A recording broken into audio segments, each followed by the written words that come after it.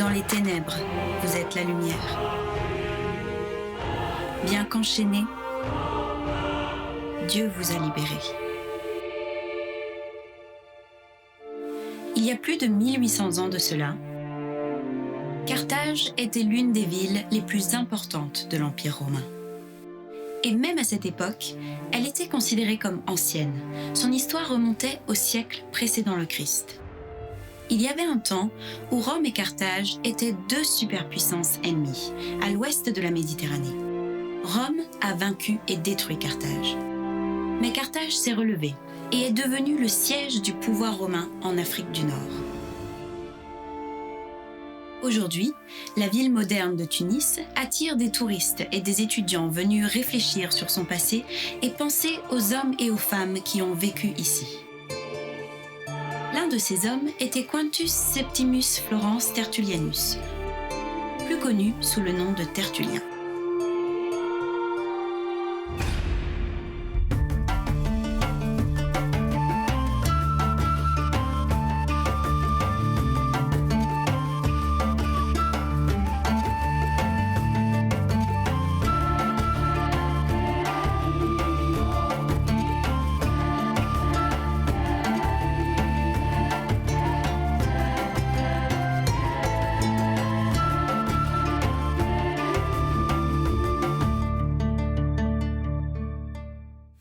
Le père de Tertullien était centurion.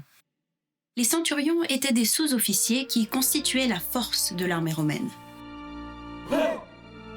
Fort, sûr, fiable. Ce centurion avait décidé que son fils excellerait dans la vie, à commencer par son éducation. In ea provincia magnae fugiribodum copiae veratae sunt. Le jeune Quintus Tertullianus était donc un enfant privilégié. Il était citoyen romain. On lui avait appris à lire et à écrire. Son éducation comprenait l'étude de la littérature et du droit. Il a aussi étudié la rhétorique, l'art de débattre en public. Sunt. Il était formé pour servir l'Empire romain, les dieux romains et l'empereur romain. aunus intelligat. Rome avait connu des empereurs imprudents et d'autres cruels. Mais à cette époque, Rome semblait enfin avoir trouvé le chef idéal, combinant force et sagesse et restant fidèle aux anciens idéaux ainsi qu'à l'ancienne religion des dieux romains. L'empereur s'appelait Marc Aurèle, un chef militaire et un philosophe. Rome était en guerre sur plusieurs fronts, avec les Parthes de Perse, les Marcomans et les Quades derrière le fleuve du Danube en Europe centrale et les Sarmates au-delà de la mer Noire. Marc Aurèle était victorieux à chaque fois, mais Marc Aurèle avait un autre côté. Confronté à la foule en colère et aux juges sournois qui persécutaient les chrétiens dans la vallée du Rhône en France, cet empereur, pourtant civilisé et éduqué, un philosophe et un homme d'État qui croyait en la loi et en la justice romaine, avait décrété que les citoyens coupables du crime d'être chrétiens devaient être décapités et que les chrétiens non citoyens de Rome devaient mourir sous la torture. En l'an 180, Marc Aurèle meurt et son fils, l'empereur Commode, lui succède. Commode était un tyran violent et fou qui aimait jouer les gladiateurs et croyait qu'il était l'incarnation du demi-dieu Hercule. Terrifiant et gaspilleur, Commode finit assassiné.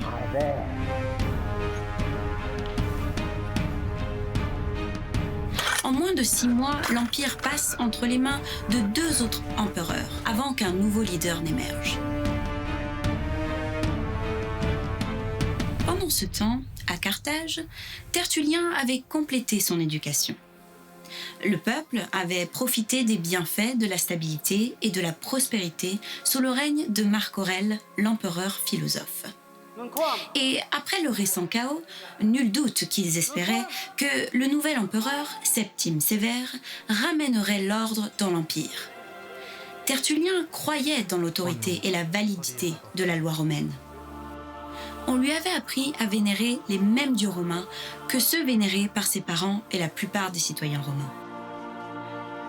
Mais Tertullien voyait également qu'un groupe de citoyens ne correspondait pas à cette norme, les chrétiens. Et les chrétiens payaient pour leurs différences d'un prix cher. On les ridiculisait et les persécutait à cause de leur foi. Un Romain pouvait considérer ses concitoyens chrétiens avec crainte ou avec respect.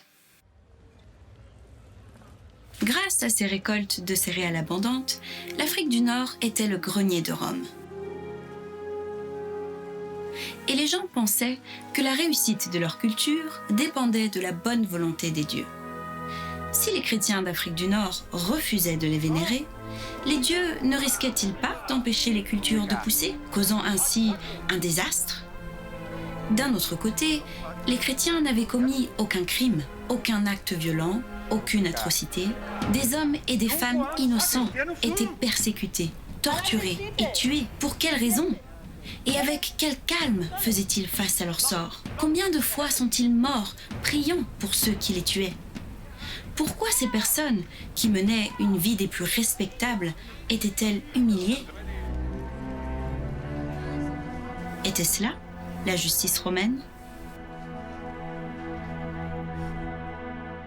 Nous ignorons comment Tertullien est devenu chrétien. Les détails de son chemin de foi ont été oubliés par l'histoire. Mais nous savons qu'il en est venu à croire en Jésus-Christ.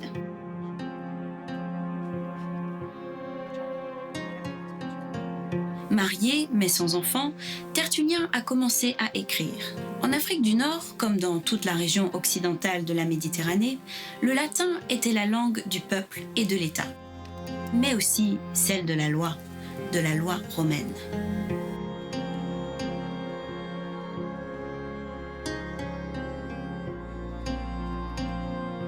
Tertullien a été le premier grand écrivain chrétien à utiliser le latin plutôt que le grec.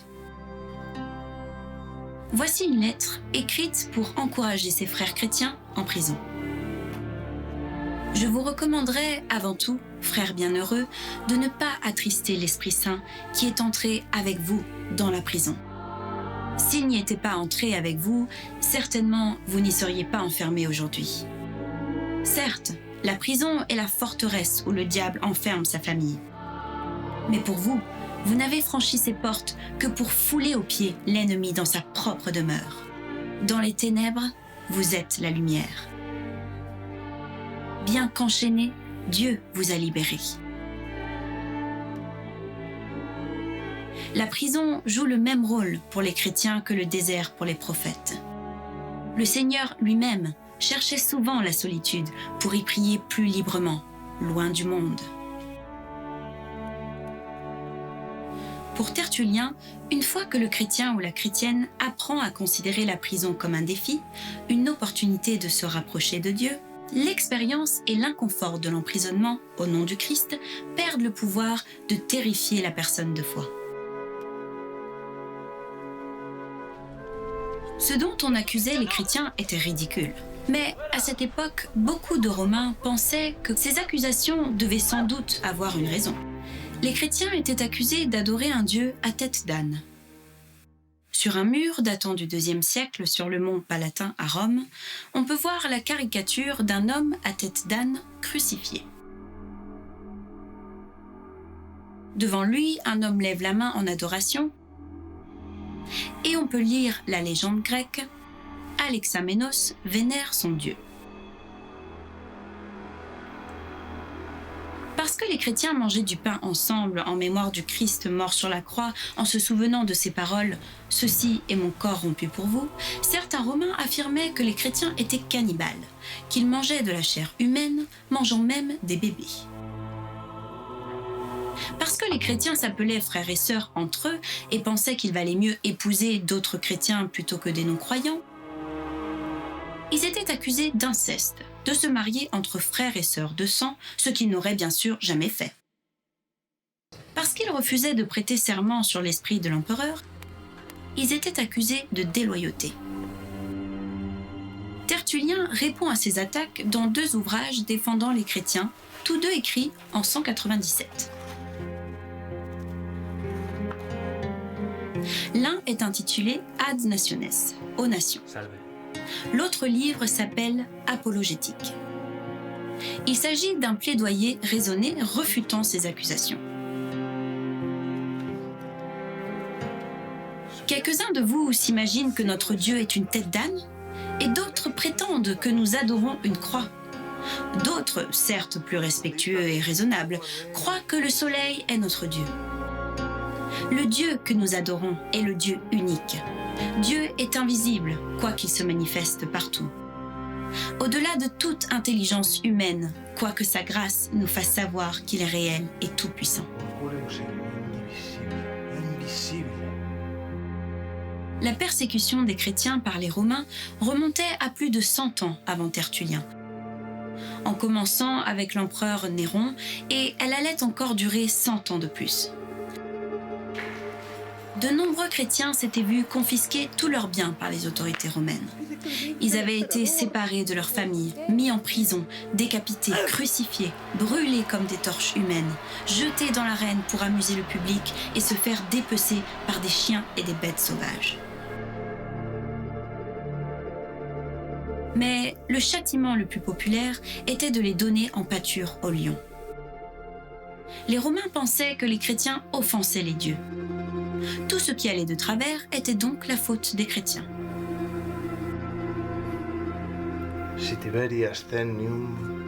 Si le Tibre déborde et atteigne les murs de la cité, si le Nil ne déborde pas suffisamment pour irriguer les champs, s'il ne pleut pas, s'il y a un tremblement de terre, si la famine ou la peste se déclare, aussitôt on crie « Les chrétiens, aux lions !» Et quoi? Tant d'hommes à un seul lion? Nous, chrétiens, ne sommes pas ici depuis longtemps.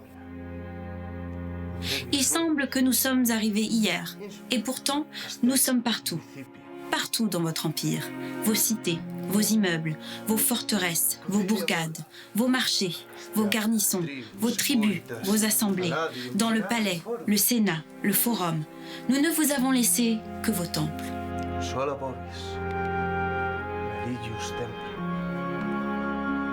Vous nous torturez, déchirez nos corps, vous nous condamnez sans appel et nous détruisez. Mais votre injustice est la preuve de notre innocence. Vos cruautés les plus raffinées ne servent à rien. Au contraire, elles attirent de nouveaux membres pour notre secte. Chaque fois que vous nous éliminez, nous devenons plus nombreux. Le sang des chrétiens est une semence.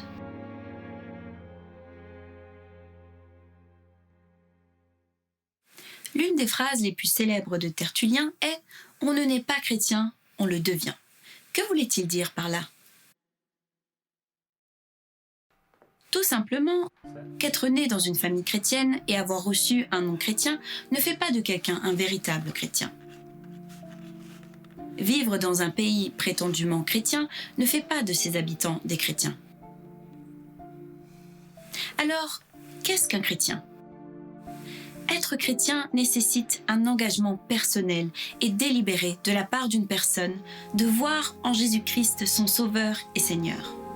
Alors seulement, Dieu entre dans la vie de cette personne et la transforme par son pouvoir et sa présence. Les vrais chrétiens sont faits par Dieu. Ils sont même prêts à mourir pour le Dieu véritable. Voilà ce que Tertullien voulait dire, et il le savait par expérience.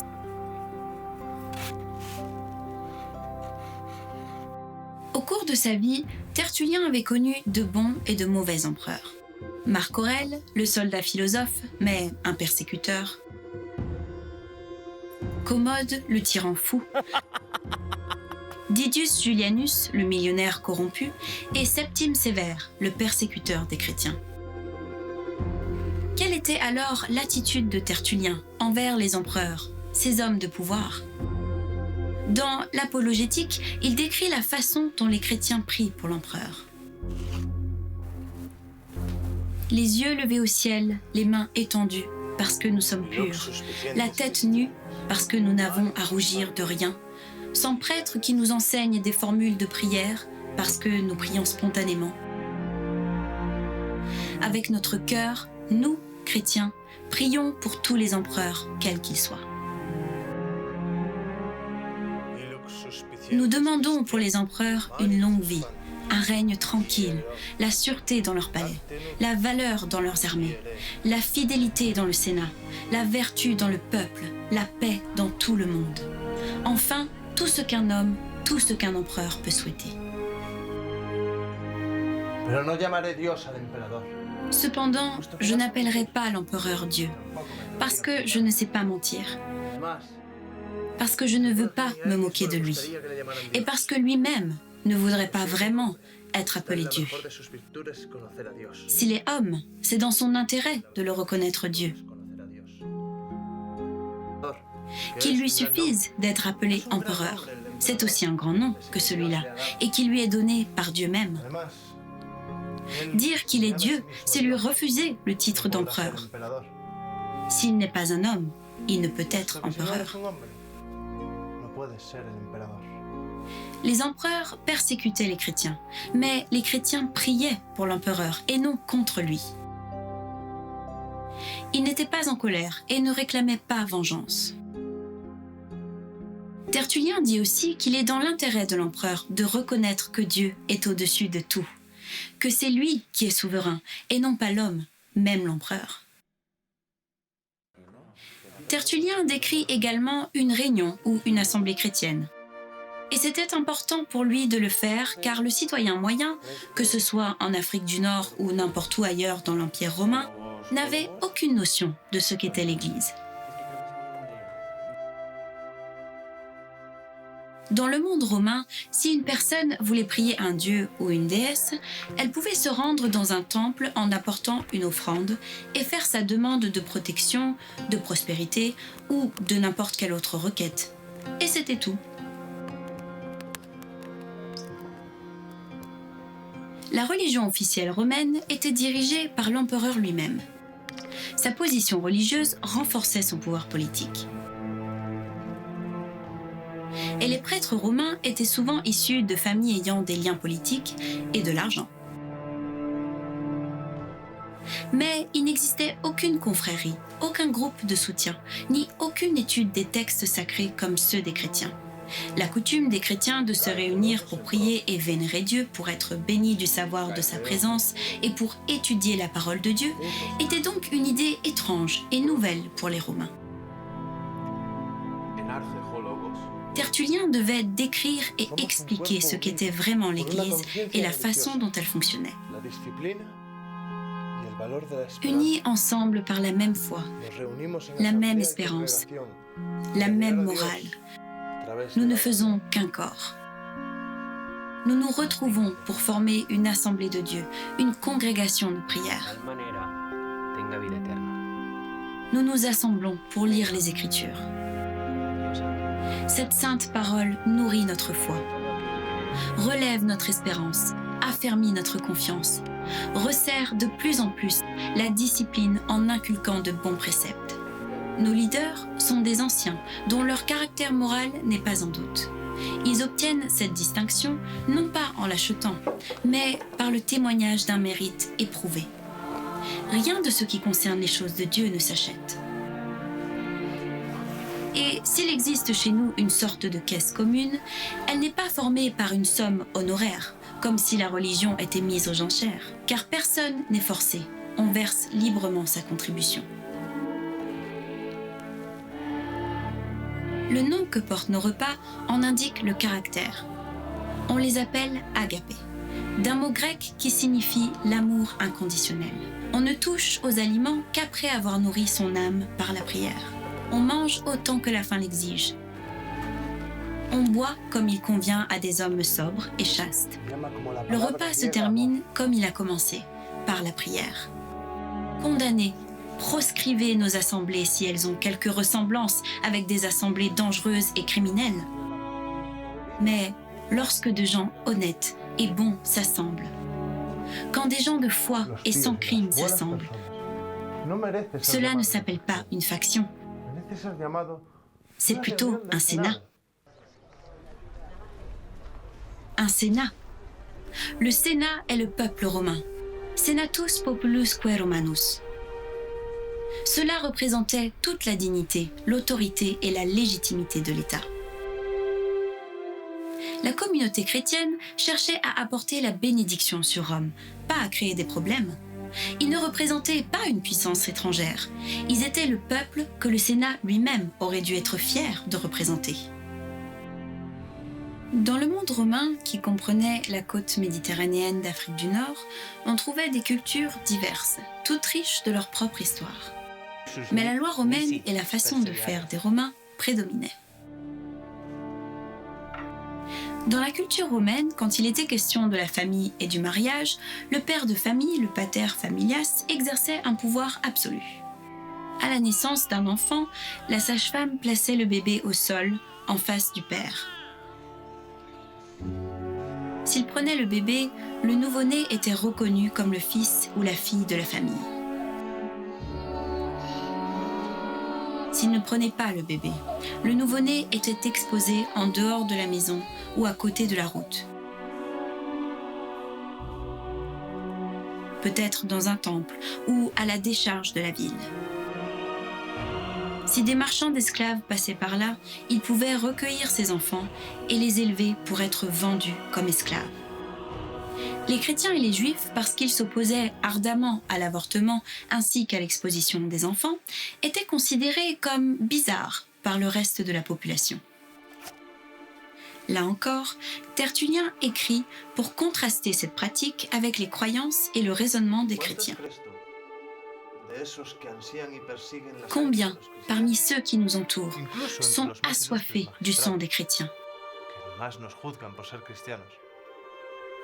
Combien, même parmi vous, les magistrats les plus justes, qui êtes si sévères envers nous, sont coupables d'avoir tué leurs propres enfants? Et si la façon de tuer fait une différence, alors, assurément, noyer un bébé, l'exposer au froid, à mourir de faim ou à être dévoré par les chiens est horriblement cruel. Un adulte préférerait mourir par l'épée.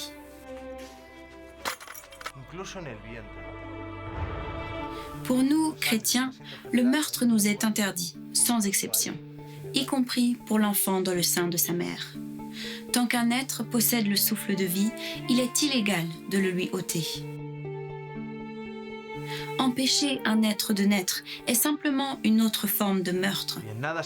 Et il en est de même en ce qui concerne priver un nouveau-né de sa vie, soit au moment de la naissance ou plus tard. C'est un homme déjà, ce qui doit le devenir. De même, tout fruit est déjà dans la graine.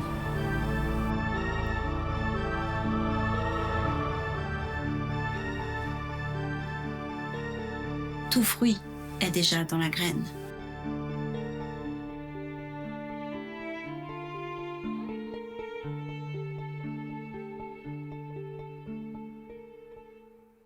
En tant que penseur avisé, Tertullien a écrit également sur la foi chrétienne, sur ce en quoi nous croyons. La Bible nous donne un témoignage historique sûr de la façon dont les gens ont été touchés par l'intervention de Dieu dans leur vie.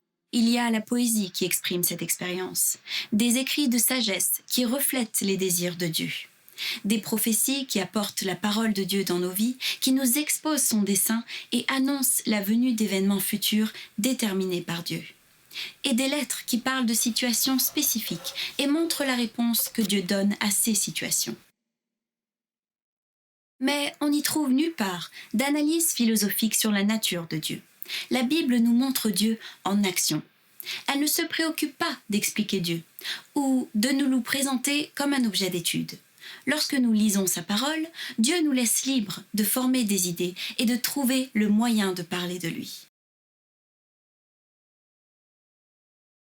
Mais comment pouvons-nous, en tant qu'êtres humains vivant dans le temps et l'espace, comment pouvons-nous comprendre le Dieu infini et éternel ?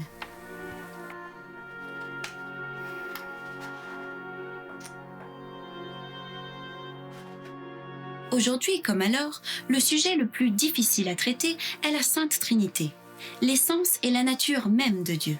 Qu'en dit la Bible ? Jésus leur parla ainsi. « Allez, faites de toutes les nations des disciples, les baptisant au nom du Père, du Fils et du Saint-Esprit. Que la grâce du Seigneur Jésus-Christ, l'amour de Dieu et la communication du Saint-Esprit soient avec vous tous. » Tertullien connaissait la parole de Dieu. Il connaissait de nombreux passages de la Bible décrivant Dieu comme le Père. Mais on parle aussi de Jésus en tant que Dieu. Et clairement, le Saint-Esprit, l'Esprit de Dieu, est Dieu, et non pas un esprit de moindre importance, tel qu'un ange. Les chrétiens croiraient-ils en 3 dieux ? Absolument pas. Ce n'est pas le christianisme. Il n'y a qu'un seul Dieu. Alors, les chrétiens croient-ils qu'il n'y a qu'un seul Dieu, mais qu'il peut se montrer sous 3 formes différentes, parfois en tant que Père, parfois en tant que Jésus et parfois en tant que l'Esprit Saint ? Non, pas du tout. En creusant la question, Tertullien trouve un mot latin. Trinitas. Le mot latin pour un est unus. Le mot abstrait en résultant est unitas, qui signifie unité. Le mot latin pour 3 est trus, et le mot pour triple est trinus. Tertullien utilise le mot trinitas, signifiant tri-unité, pour faire référence à Dieu. Il voulait dire par là que Dieu est un seul et unique Dieu, mais qu'il existe éternellement. Il vit dans une entité triple qui se manifeste dans les personnes du Père, du Fils et du Saint-Esprit. Tertullien fait une analogie avec la lumière. Il est clair que le rayon de soleil que tu vois dans ta chambre vient du soleil. Mais cette lumière du soleil est en forme d'un rayon de soleil. Et quand cela tombe sur un objet et devient un point de lumière, cette 3e manifestation reste toujours la lumière du soleil. Il note que même dans les premiers livres de Moïse, le mot hébreu pour Dieu, Elohim, est au pluriel. Il exprime le pluriel de majesté, mais Tertullien comprend que la beauté de ce mot dépasse le concept de royauté pour désigner une entité triple. Tertullien reconnaît que Jésus est une seule personne. Il n'est pas 2 personnes à l'intérieur d'un même corps, mais il a bien 2 natures, non confondues, mais conjointes. Il est un homme et il est Dieu. Chaque nature préservant ses propres caractéristiques en parfaite union. Tertullien n'a pas inventé cela tout seul. Il n'a fait que répondre à ce qui nous est révélé à propos du Christ dans les Écritures saintes. Il savait que le mystère du divin le dépasserait toujours. En effet, Tertullien affirmait avec passion et logique que personne n'aurait jamais inventé une telle chose. Personne n'aurait voulu l'inventer. Tertullien était un homme de son temps. Il s'est dressé contre l'injustice et contre la persécution des chrétiens. Il a combattu la violence de toutes sortes. Il chérissait le caractère sacré de la vie humaine, de la conception à la tombe. Il s'est débattu avec des questions théologiques difficiles, avec intégrité et réflexion, pour aider les croyants à comprendre et à connaître Dieu. En tant que l'un des meilleurs écrivains d'Afrique du Nord, il a composé une défense du christianisme qui aura un impact sur chaque génération de croyants chrétiens jusqu'à nos jours. Son amour pour la parole de Dieu et pour les droits de tous les peuples nous stimule encore aujourd'hui.